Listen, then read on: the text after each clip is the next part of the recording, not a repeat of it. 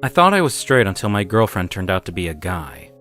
Trigger warning, suicidal tendencies. I've never seen the cafeteria go quiet before. Like, dead quiet. Mid-chew, mid-laugh, forks hovering mid-air kind of quiet. So obviously, I look up, and that's when I see her. She's standing in the doorway like she owns the whole damn room. Not in a loud way. Not like the girls who giggle and hair flip and try to sit in my lap during lunch. No. She's different. Elegant, sharp, like a secret wrapped in silk. Long brown hair, soft waves falling over one shoulder. Pale skin. Big hazel eyes that don't look at anyone. Not really. Like she's here but already bored of it. Like she knows none of us are even close to her level. She's wearing a black skirt and boots. Tall and confident like she doesn't give a single shit what people think. And I swear, for a second, she looks right at me. I don't blink. Yo! Josh mutters next to me, mouth full of fries. Who the hell is that? No clue, I say. But I can't stop staring. Neither can anyone else. She's not even trying. That's the worst part. She's not doing anything. Just walking. Silent, calm, gorgeous. And every head turns like it's magnetic. She sits alone, doesn't pull out her phone, doesn't smile. Doesn't even glance around like she's trying to make friends. And that somehow makes her even hotter. What do you think her name is? Josh asks. What do you think her name is? Josh asks. No idea. I don't mean to keep looking, I just do. And then she looks up. Hazel eyes, straight at me. No smile, no wave. Just a look. Long, steady. Like she sees right through all the dumb jock layers and knows I'm full of shit half the time. I forget how to breathe for a second. And then she looks away. Like I'm not even worth holding eye contact with.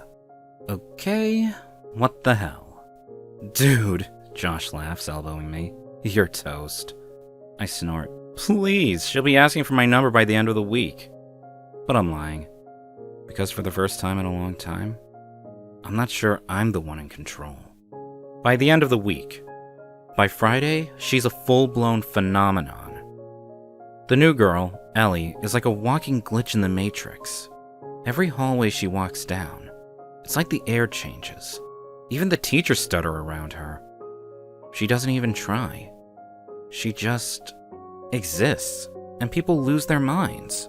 Like this morning, I watched Brandon spill an entire protein shake down his own shirt because she asked where the library was. He didn't even answer. Just stood there blinking, looking like he saw God.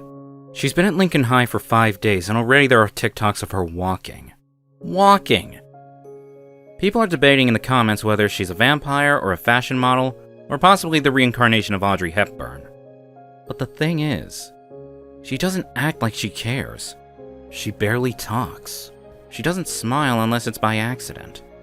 She walks like she knows people are watching, but couldn't give less of a shit. And today, she's walking right toward me. I'm leaning against my locker, half listening to Josh explain why his GPA is actually the school's fault when I feel her coming. I don't mean that metaphorically. I feel her. Like static in the air. Like pressure. I turn my head and there she is. Tall, calm, perfect eyeliner. She's wearing a black skirt, some vintage jacket, and those knee-high boots that have been causing actual hallway collisions all week. She stops in front of me. My mouth goes dry. My brain, gone. Absolutely gone. If there was a thought up there, it's an abandoned ship.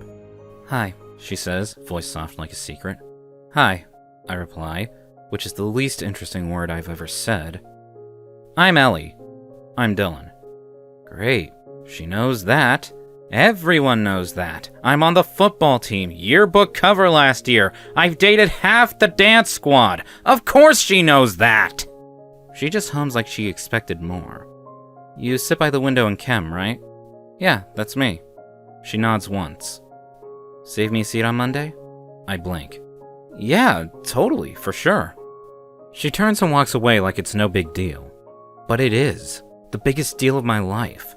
I think my soul just left my body. Josh whistles low. Bro. I know. She picked you. I know. He slaps my shoulder. Don't mess it up. Too late, I'm already in love. Monday. I've never gotten to chem early. Ever. Not even the first day of freshman year. But Monday morning, I'm practically sprinting. I got there before the bell, slide into my usual seat by the window, and spend a solid 6 minutes pretending not to stare at the door like a desperate golden retriever. She walks in 2 minutes late, of course, and it's like the room drops 5 degrees and somehow gets hotter at the same time. Every head turns. I pretend I don't notice, but my stomach is doing actual gymnastics.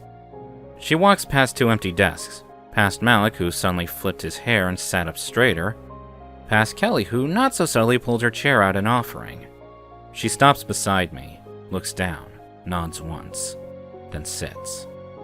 Like it's the most normal thing in the world. I can feel people staring. I can feel it. But she doesn't care.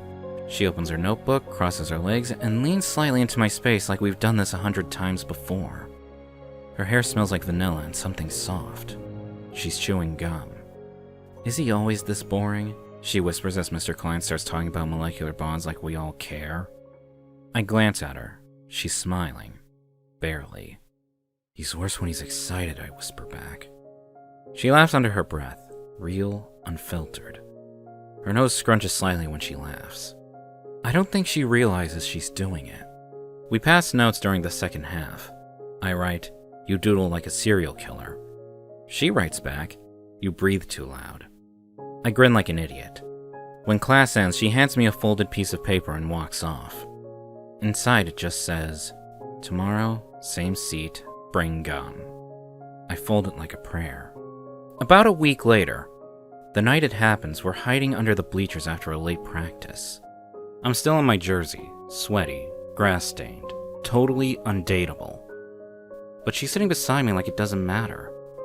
Like she doesn't see the dirt on my knees or the blood on my knuckles from where I tackled someone too hard. She's got her legs folded under her, skirt bunched at her thighs, hoodie zipped up to her chin. It's my hoodie. She asked to borrow it. I haven't seen it since. I hate crowds, she says out of nowhere. Why? People stare. Because you're hot. She gives me a look. No, like, seriously, I say. You walk in and everyone forgets how to function. I don't like it. But you handle it. She shrugs. Doesn't mean it feels good. I watch her for a second. The way she keeps her arms folded. The way she keeps her eyes low when she says that. I stare too, I admit. She looks up at me, surprised. But not in a creepy way, I add quickly. More like I can't stop myself. That makes her laugh. A small one, but it's real. Then she says it. I like you. And suddenly the air feels tight. I blink. What? I like you, she repeats quieter. I didn't think I would. I swallow. You didn't? You're kind of the worst, she says, teasing. But also the best, I offer, grinning. She rolls her eyes, debatable. There's a pause, a breath. She leans forward and kisses me. It's soft, careful. Not the messy kind people post about on Snapchat. Just lips on lips, warmth and wonder. My heart stops, and then starts again, too fast. When she pulls back, she's blushing. I didn't know she could blush. I don't want anyone to know yet, she whispers. Okay. Promise? Promise. But secretly, I wish I could scream it from the damn rooftop. Because this, her, me, this secret little universe we're building under the bleachers, it's the best thing that's ever happened to me. A few days later, being with Ellie is like breathing underwater. Not natural, but somehow I want to. She never officially says we're dating. I don't either, but we just are. She saves me a seat every morning, eats half my lunch without asking, steals my hoodie and wears it 3 days in a row. Once I find a glittery pink pen in my backpack.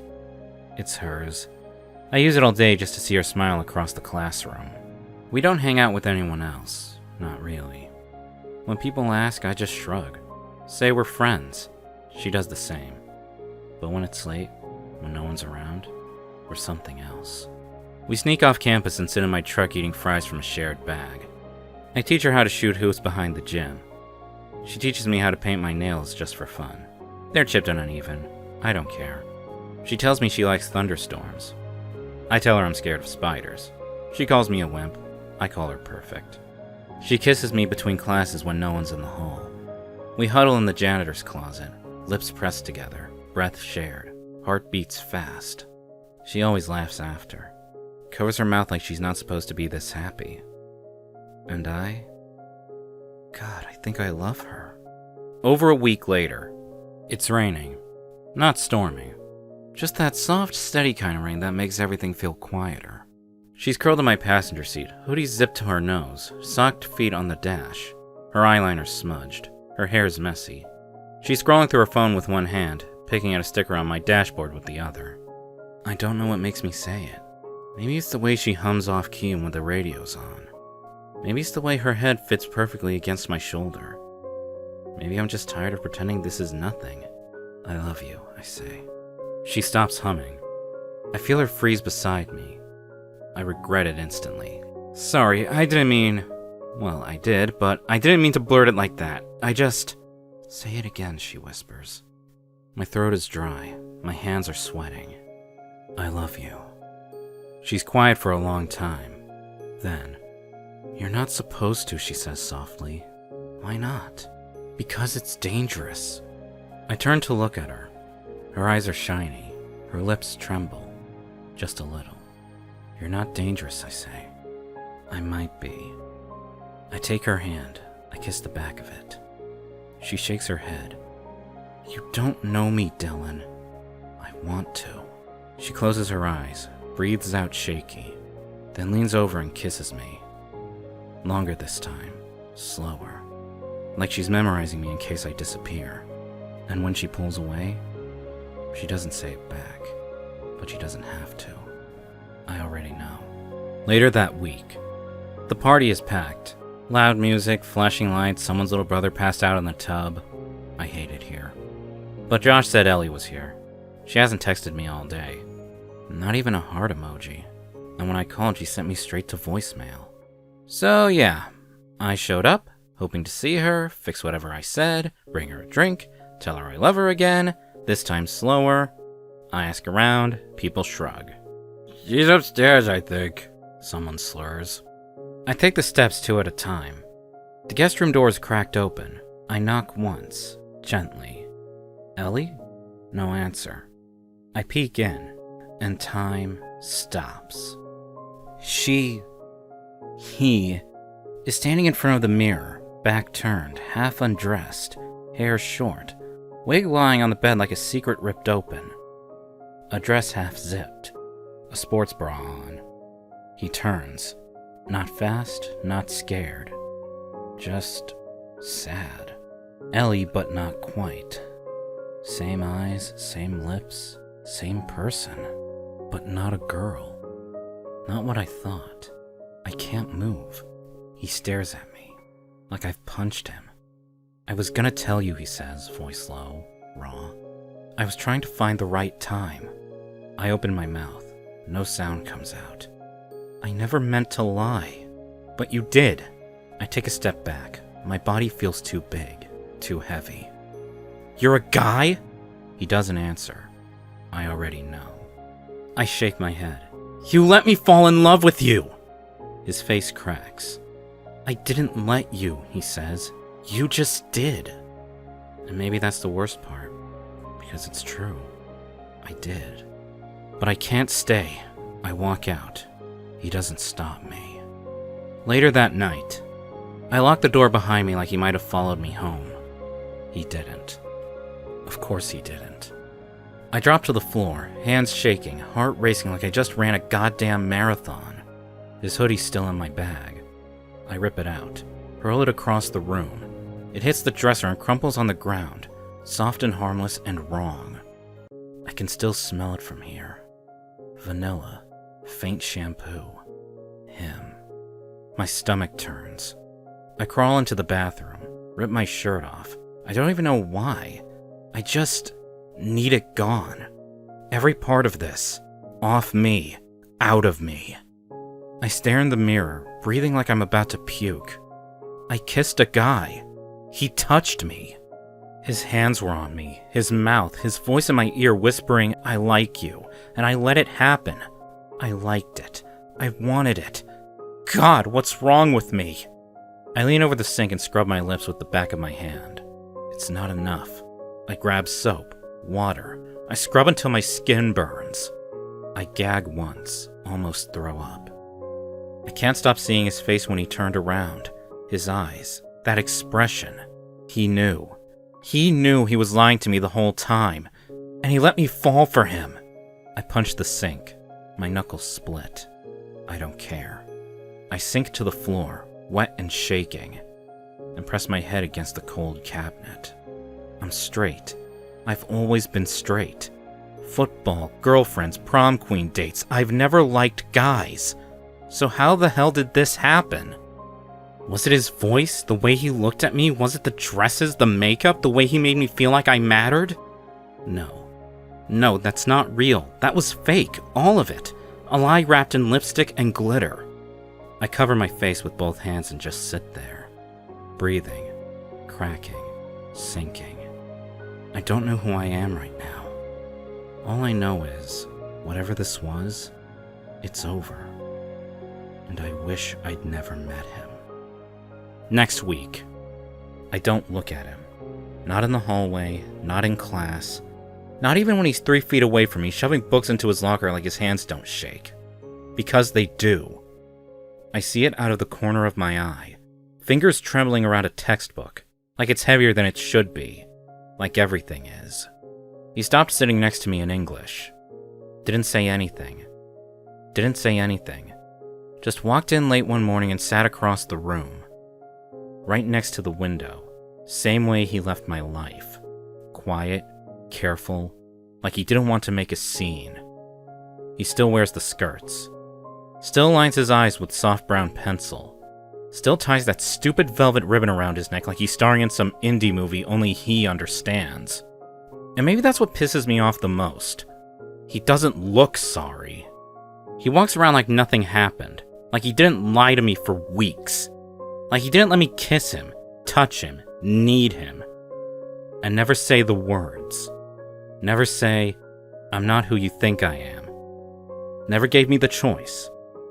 I keep telling myself it's better this way, that I don't want to look at him, that I don't care why his eyes are red every day now.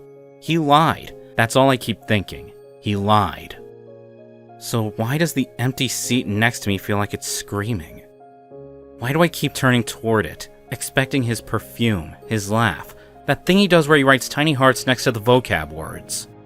Why do I hear his voice in my head every time the teacher says partner up? Why does it feel like I'm the one who got gutted? I don't plan to corner him. It just happens. After school, behind the science wing. It's raining. Fitting. He's wearing black again. Plain jeans, leather jacket, soft makeup. He is still her, but doesn't look like her. Doesn't even look like himself. Just looks tired.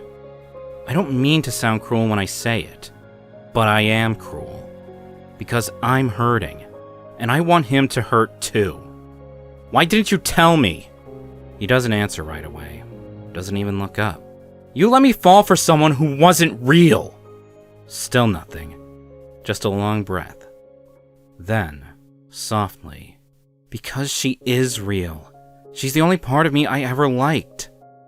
That stops me cold. He finally lifts his head. His voice is wrecked. My name is Ethan, he says. That's what's on the paperwork.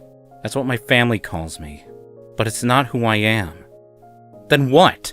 What are you? I snap, hating myself for how sharp it sounds. He flinches, but he answers. I don't know. Some days I think I'm a boy. Some days I don't feel like anything. But when I dress like her, when I put on the skirts and the gloss and the stupid little bow clips I keep in a box under my bed, I don't feel broken. He swallows. When I was 12, I told my mom I liked pink. She slapped the color out of my mouth. When I was 14, my dad found my clothes. burned them in the backyard. Told me I was a disease. I tried to kill myself that year. My heart drops. My stomach twists. This was my second chance, he whispers. New school, new name, new everything. I just wanted to breathe, Dylan. For once in my life, I wanted to feel pretty without someone trying to kill it. And then you smiled at me like I was something worth looking at. He looks away, blinking hard. You were the first boy who ever made me feel like I wasn't a joke. And I was so scared that if I told you, I'd lose you. I didn't want to lose you. Silence. Rain trickles down the edge of the roof. My chest feels like it's caving in. But I still can't speak. Because I don't know what hurts more. The betrayal, or the fact I still want to hold him. A week later. I take Olivia out the next weekend. She's everything Ethan isn't. Loud, flirty, handsy, easy. She wears perfume and makeup and calls me baby without meaning it. She laughs like she knows she's being watched. I make out with her behind the bleachers. I let her pull me close, press her chest against mine, whisper dirty things in my ear. But all I feel is wrong. Her lipstick's too much, her hands are too hot, her laugh too sharp. And when she tries to slide her hand down my jeans, I flinch. You okay? Yeah, I lie. Just not feeling it. Later that night, I open my phone. I stare at the last text Ethan ever sent me. I'm sorry. I delete it. Then I throw my phone across the room. Then I cry. A few weeks later, it starts with a laugh. I'm walking into the locker room after practice, sweaty, tired, and sore, when I hear it. That mean, sharp kind of laugh that tastes like rust. Then a voice goes, "Yo, check this out! Princess got wood!" More laughter, some wheezing. One guy's practically choking. My stomach drops. I don't want to look. I already know. But I do. Someone's got their phone out, playing a TikTok. It's Ethan. Or it's supposed to be Ethan. It's a shitty deepfake. His face badly edited over some cam girl's body. He's moaning, hands down his pants, glitter and bows and fake pigtails. And across the screen, who would have guessed that chick's a tranny? I freeze. One of the guys see me. Oh, relax, Dylan. Your girlfriend looks hot. I don't know how they learned the truth, but they did. And now they are making fun of her. Him. Maybe someone had heard us when I was confronting Ethan. People in high school are mean. To an extent that they would go to any length to make you look bad, even a monster if they wanted. One thing that I knew was that this rumor, whoever had started it, was clearly stating me as Ethan's boyfriend. Maybe because people had seen me hanging out with him. But more majorly, Ethan's respect as an individual was shattered. And another thing that I knew was that I couldn't see that happen to Ethan, no matter what he was, what he did. No one deserves this, especially not him. The next thing I know is that I see red. There's a sound before I even register what I've done. It's my fist, slamming into his jaw. He hits the locker with a crack, slides down, groaning, blood dripping from his mouth. He hits the locker with a crack, slides down, groaning, blood dripping from his mouth. Then it's chaos. Coaches yelling, players screaming, someone grabs me. I shove them off. I'm shaking, eyes burning. Delete it, I snarl. It's not even, the guy coughs. It's a joke, man. Delete it! I grab the phone, slam it to the floor. Once, twice, hard enough the screen shatters. Hard enough my knuckles split open. Nobody's laughing anymore. About an hour later, the principal's voice is still ringing in my ears. You're suspended for 3 days, effective immediately. Consider your captaincy under review. I don't care. I don't care. I don't care. Because Ethan's sitting outside the office, knees pulled up, hood over his head, earbuds in. But he's not listening to anything. Just holding still like the world will stop hurting if he doesn't move. He sees me, blinks, like he can't believe I'm real. You, he stands.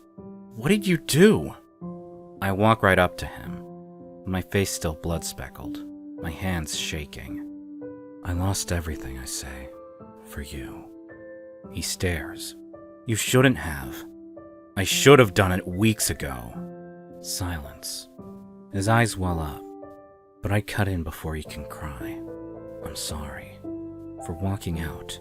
For ghosting you. For making you feel like you were disgusting. You're not. You never were. He covers his mouth, shakes his head. Dylan, stop. No. I punished you for a secret you had every right to keep. I punished you for my confusion. My voice breaks. I told myself I hated you. That I couldn't want someone like you.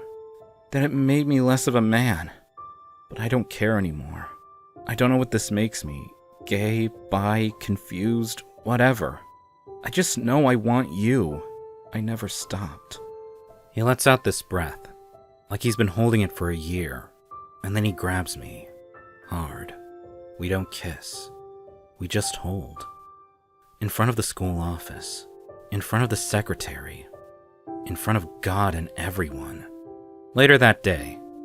It doesn't take long. By the time I get home, the video's online. Not the video, but a new one. Of me. Beating the guy bloody, screaming, "Delete it," like a lunatic, shouting Ethan's name. Someone captioned it. "Captain's gone queer." The comments are vicious. My DMs are on fire. "Traitor. Disgusting. You kissed a dude." My uncle texts my mom, my pastor calls the house, my sister's boyfriend tags me in a meme.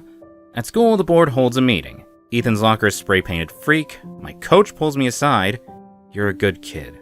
But this doesn't look good." Then Ethan's dad shows up.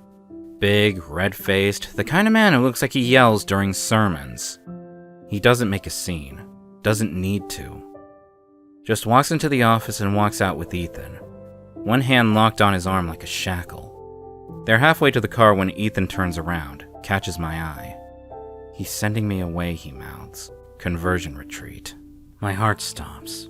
I try to run to him, but a security guard steps in. I yell his name. "Ethan!"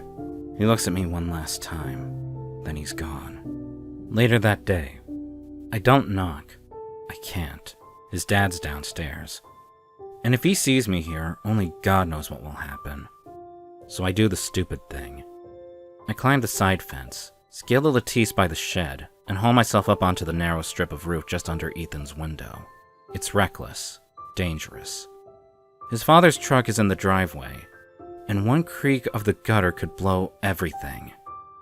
But I need to see him, one more time, before he disappears. The window's cracked open. I press my fingers to the frame, ease it up. His room is dim.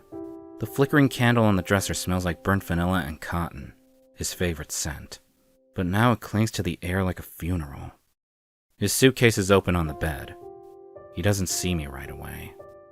He's folding his black jacket, the one I used to tease him about, the one I kissed him in.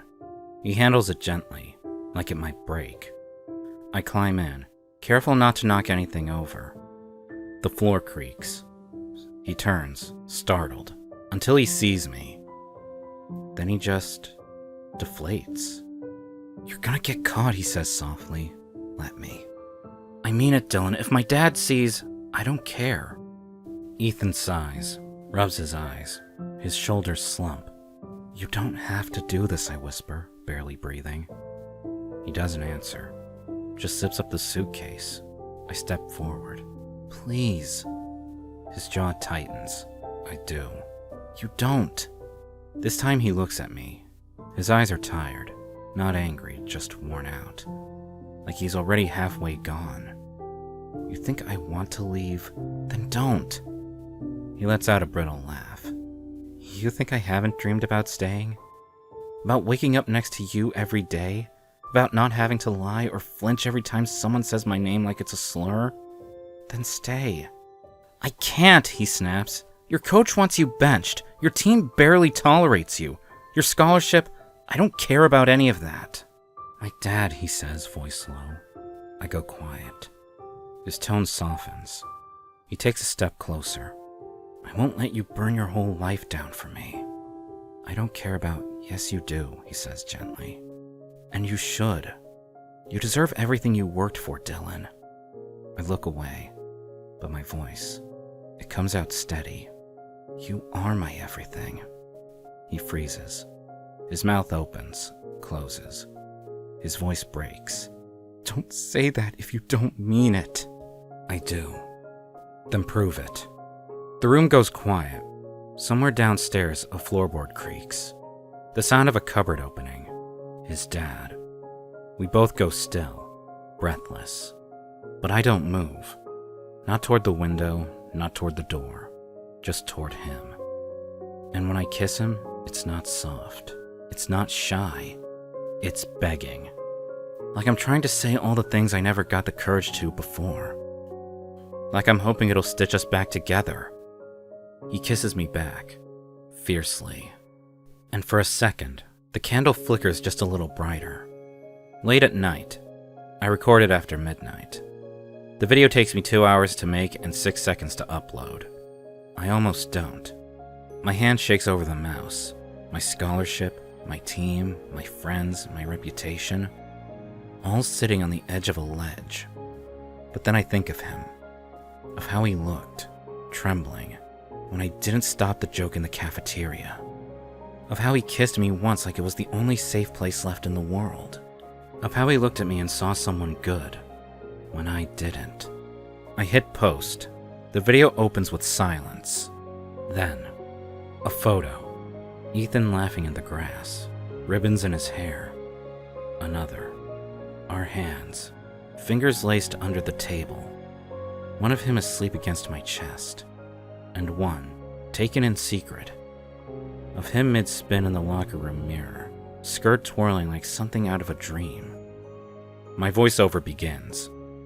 This is the person I love, in a dress, out of one, doesn't matter. I'm not ashamed. Call me confused, call me gay, I don't care anymore. Just don't call him a freak. Because he saved me from being someone I'm not. It's raw. My voice cracks. There's a tremble in my hands when I hit upload. But I don't delete it. I don't hide it. I don't even turn off comments. By morning, it's everywhere. Some of it's hate. Some of it's worse. Pity. But most of it, support. Hundreds of people writing things like, I wish I had your courage. And he's lucky. So are you. One comment just says, finally, someone said it. I don't come down for dinner that night. At 11 p.m. there's a knock on my bedroom door. Mom walks in, silent. She's holding her phone, tears running down her cheeks. I watched it, she whispers. She sits on the bed, doesn't yell, doesn't ask questions, just says, I don't get it all, but I'll learn, for you. She hugs me so tight it cracks something in my chest. Dad doesn't say anything that night. Not the next day either. But 3 mornings later, I wake up to a small pamphlet on my pillow. How to support your LGBTQ plus teen. A guide for confused parents. That night he tosses me the car keys and mumbles, if you ever want to bring him over again, I'll fire up the grill. A few days later, we're in the school parking lot when Ethan's father shows up. Ethan had come to see me one last time before he left. But before he could say anything, his father showed up. He grabs Ethan's arm so hard he yelps, tries to drag him into the car. I step between them without thinking. Touch him again, I say, and I'll bury you. He punches me. Doesn't get far. Security sees, teachers run. My lip is bleeding, and Ethan's shaking, but it's done. Later that night I give a statement to CPS, so does Ethan. A few months later he's removed from the house. And a few weeks later, after moving into his new foster home, he texts me. Says the woman has pink hair and makes waffles shaped like dinosaurs. She lets him hang a pride flag on the wall. Offers to drive him to therapy and helps him research hormone options. He sends me a selfie. He's smiling. Caption, I can breathe here. A few months later, graduation comes fast. Ethan returns in late spring, not in disguise this time. He walks into school in jeans and a soft cropped hoodie. No wig, no makeup. just him. We walk side by side, hand in hand. Some people stare, others nod. A few smile. The coach still won't speak to me, but my old teammates, they clap when we pass. Even Josh, the linebacker who once joked about tranny in the locker room, pats my shoulders and says, "Took guts, bro." We're in the yearbook, under Most Changed. It's a photo of me and Ethan sitting on the bleachers, his hand on my shoulder, my hand holding his. My quote, "Love didn't change me. It just showed me who I already was." The end. Was Ethan wrong for hiding the truth? Or was Dylan wrong for walking away? Thanks for watching! Subscribe to become part of our Rainbow Force and consider joining our membership for early access and exclusive content. Stay wholesome!